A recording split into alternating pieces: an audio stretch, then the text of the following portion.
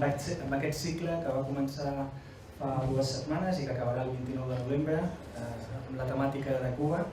I avui tenim l'honor i la sort de poder tenir el director Agustí Villalonga amb nosaltres, el Carles Fabregat, que ara farà una presentació. Sentim moltíssim que no hi hagi suficients cadires, però no pensàvem que és aquest èxit. I sense més passo al Carles, que us farà una breu presentació. Bé, benvinguts i això és un superèxit. Ara ens deia una amiga aquí a primera fila que havíem de posar cara de molts contents perquè això no sol passar habitualment. Vol dir que tant en Xim Seguí com en Agustí Villalonga és evident que tenen poder de convocatòria. S'ho valen.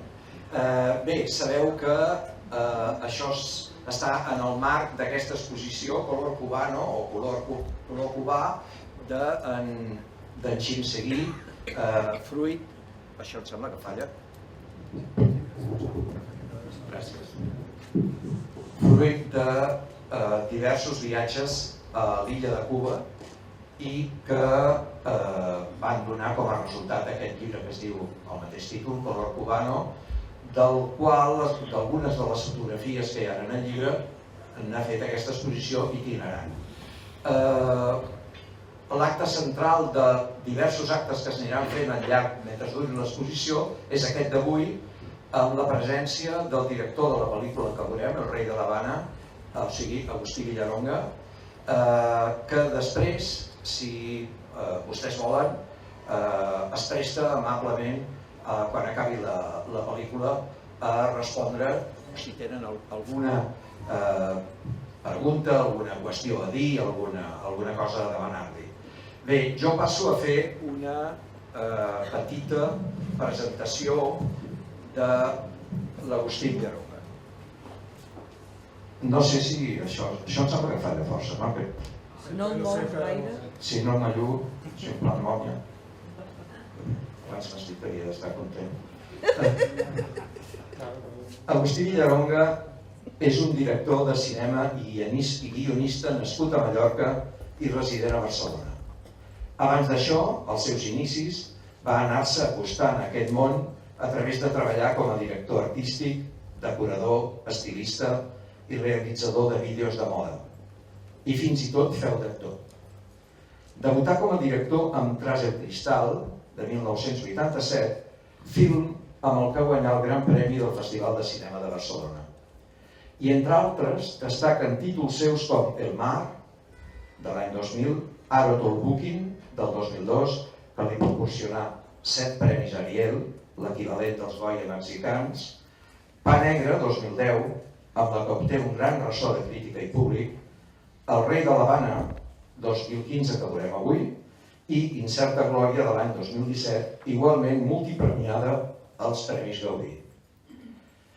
La majoria d'elles projectades al seu dia al cicle Anem al cine, si em permeten aquest petit apunt propagandístic.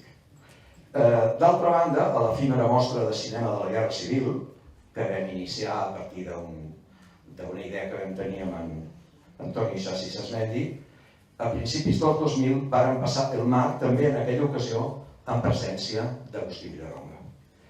La seva obra ha rebut al llarg del temps el qualificatiu d'allò que en certs cercles es sol anomenar cinema d'autor, i que en definitiva ve a dir que el seu cine posseeix un estil i un segell característics que el fa fàcilment distingible. En altres ocasions se l'ha qualificat també de cineasta de culte, que seria una forma de dir que algunes de les seves realitzacions, si bé de caràcter minoritari, han obtingut tradicionalment un especial ressò entre aquell sector de públic autoanomenat cinèfil.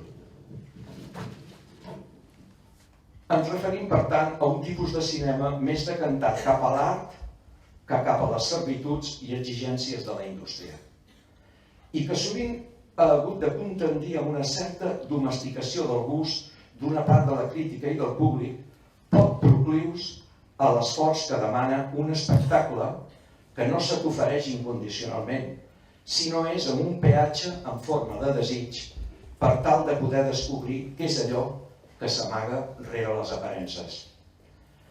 I tot semblar aquest un camí ardu, compensat tal vegada per una pàtina d'excepcionalitat i un catxet avantguardista, el més difícil i no menys valuós és potser allò que Agustí Villaronga ha vingut fent els darrers temps cada cop més, consistent a treballar amb materials aliens, allò que coneixem com a pel·lícula d'encàrrec, sabent combinar els condicionants d'un guió adaptat amb l'autoexigència de l'autor, del creador, que sap trobar en cada cas el millor tractament i a més aplica una mirada personal a tot aquest projecte que du entre mans.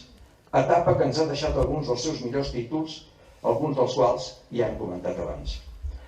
Pel que fa al Rei de l'Havana, a partir d'un relat molt cru i explícit de Pedro Juan Gutiérrez, ambientat als anys 90, Villaronga hi ha aplicat la seva particular forma de treballar, caracteritzada per la condensació de personatges i situacions, de manera de ser sobretot fidel a l'esperit del text sense desvirtuar-ne la lletra. Alhora que ha modulat el to de la narració amb notes d'humor que alleugerissin i tal vegada permetessin un més fàcil accés a la tragèdia i al drama que ens narra. I ara, a mode d'introducció, abans de veure la pel·lícula, m'agradaria preguntar-li a l'autor si ens pot dir quin va ser el seu principal repte a l'hora d'encarar aquesta adaptació. Hola, bon vespre a tothom. Bueno, el repte sempre de fer una pel·lícula sempre és un repte. I jo estic content d'estar aquí i que estigueu tanta gent a més per veure això. Estic aquí gràcies a en Xinsegui, que no el coneixia, l'he conegut avui. Quan ens vam parlar per telèfon i sobretot l'he conegut a través del seu llibre, Color Cubano. Em va agradar tant que em vaig trucar i per parlar amb ell un moment. I crec que aquesta exposició o aquestes fotos que hi ha seves tenen moltíssim a veure amb això. I supos que deu haver molta relació entre la pel·lícula i les seves fotos i a l'inversa. La pel·li va ser molt complicada de fer-la. Aquesta pel·li està basada en un llibre de Pedro Juan Gutiérrez. Pedro Juan Gutiérrez, ell i el Padura són per mi els dos millors escriptors que hi ha a Cuba. Pedro Juan té una visió molt personal, tan personal que és una mica heavy, de manera que està prohibit a Cuba. I el seu primer llibre famós d'ell és la Trilogía sucia de l'Havana, que evidentment està prohibit allà. El Rei de l'Havana no està prohibit, però va fer una edició molt petitona. D'això a mi m'ha animat una pel·lícula, jo tinc bastanta vinculació amb Cuba i vaig dir, però bueno, pues estupendo, pues la fem. I és una pel·lícula que el més interessant que té no és una visió gens turística ni gens graciosa. Bueno, fa riure a ratos la pel·li, però el que sí té és que dona veu a persones que no tenen veu normalment. Són persones, diguéssim, ja és una societat molt pobra, la de Cuba, és un país pobre, i a més està des del part de la indigència, vull dir, realment els protagonistes d'aquesta pel·lícula són indigents, en la qual arribem a uns nivells socials molt, molt baixos. I per molt que els vulguis disfressar de fer-ho graciós, perquè els cubans són així, hi ha un moment que tota aquesta espècie de misèria es tradueix. I bueno, espero que la disfruteu i una mica heavy al final, però bueno, espero que la disfruteu. Bon vespre.